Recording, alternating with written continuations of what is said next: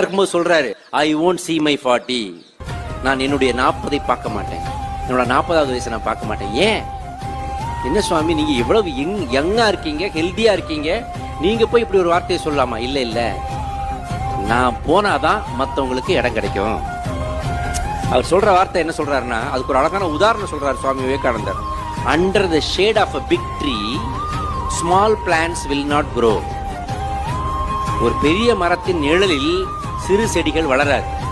பெரிய மரம் போனாதான் சிறு செடிகள் வளரும். ஆக சுவாமி விவேகானந்தர் தான் ஆரம்பம். இந்த நாட்டின் இளைஞர்கள் எல்லாம் 54 கோடி இளைஞர்கள் இருக்கிறார்கள் என்று நம்ம அப்துல் கலாம் அவர்கள் அடிக்கடி சொல்லுவார். அவர் சொல்லும் போது 54 கோடி இப்ப கூடியிருக்கும் நிச்சயமா. சோ இன்னும் கூடியிருக்கும். உலகத்திலேயே அதிகமாக இளைஞர்கள் உள்ள ஒரு நாடுனாக்கா அது இந்தியா தான்.